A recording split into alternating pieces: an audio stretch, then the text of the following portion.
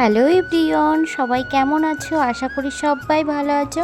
আমার একটা ছোট্ট ব্লগে তোমাদের জানাই ওয়েলকাম। তো চলো আজকে সারাদিন কি করি না করি সবটাই তোমাদেরকে শেয়ার করব, আর কোথায় যাই না যাই সবটাই। আর তোমরা তো টাইটেল থাম্বনেল দেখেই বুঝে গেছো আজকে কার বিয়েতে যাব। তো সবাই চেনো মোটামুটি নন্দিনীকে।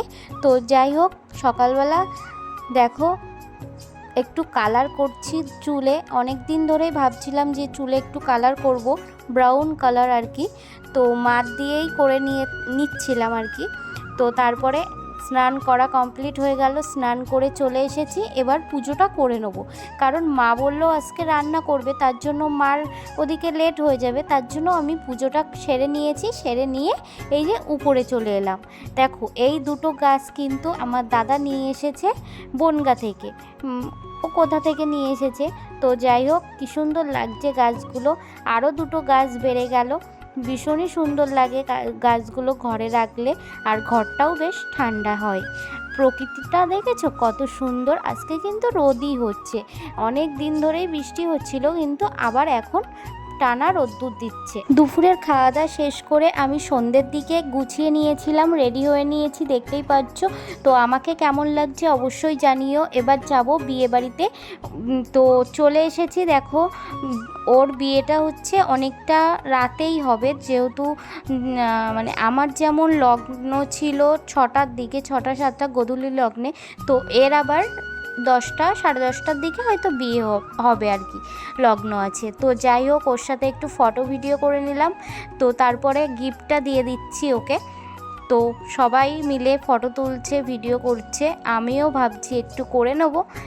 চলো তোমরা একটু দেখতে থাকো, কেমন লাগছে দুজনকে অবশ্যই জানিও। তারপর অনেক দিন ধরেই ভাবছিলাম যে ভেবে আর কি, সবাই করে না এই যে ঘুরানোর ভিডিও, তো আমিও একটু করে নিলাম, ইচ্ছেটা পূরণ হয়ে গেল। তো যাই হোক, যে আমাদের ফোনে নন্দিনী কেমন লাগছে তোমরা অবশ্যই কমেন্টে জানিও।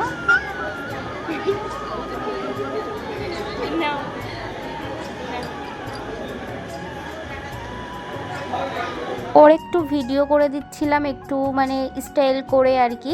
ওই বললো যে যদি আমার একটু ভিডিও করে দাও। আমি সারাদিনে একটুও টাইম পাইনি ভিডিও ফটো কিচ্ছু তোলার। আমিও জানি ভিডিও ফটো তোলার নিজেরই টাইম হয় না, ওই ক্যামেরাম্যান যা তুলে দেয় ওই, তাছাড়া নিজের আর তোলার সময় হয় না। তো আমাকে বললো যে তুলে দিতে, তাই আর কি একটু তুলে দিচ্ছিলাম। তো ওকে কিন্তু বেশ সুন্দর লাগছিল, মানে মিষ্টি একটা মেয়ের মতো, জাস্ট বাও।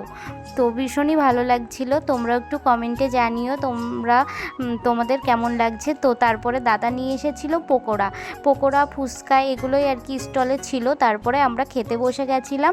তো অনেকটাই দেরি হয়ে গেছিলো, যেহেতু আমরা 8টার সময় গিয়েছি। বাড়ি থেকে ওদের বাড়িতে যেতে প্রায় 45 মিনিট মতো লেগেছে। তারপরে আমরা একটু ফটো ভিডিও করার পরে খেতে বসে গেছিলাম। এখানে ছিল এগ টেবিল, তারপরে রাধা পল্লবী, চানা মশলা, রাইস বলতে এমনি ভাত আর কি। তো তারপরে মুড়িঘণ্ট, ডাল, মাছ ছিল, মাছের কালিয়া, ফ্রায়েড রাইস, চিকেন কষা, চাটনি, পাঁপড়, মিষ্টি। সিম্পল খাবার, খুব সুন্দর হয়েছিল রান্না। আর লাস্টে ছিল একটা হজমোল্লার প্যাকেট, আর এই যে কর্নেটো আইসক্রিম। তো বাইরে চলে এসেছি ওর সাথে দেখা করে, বাড়িতে চলে যাব এবার। অনেকটাই লেট হয়ে গেছে। বিয়ের যে গেটটা করেছিল খুবই সুন্দর করেছিল, সেখানে একটু ভিডিও করে নিচ্ছিলাম আমিও। তো যাই হোক, আজকের ভিডিওটা এই পর্যন্ত। ভালো লাগলে একটা লাইক, কমেন্ট, সাবস্ক্রাইব করে পাশে থেকো।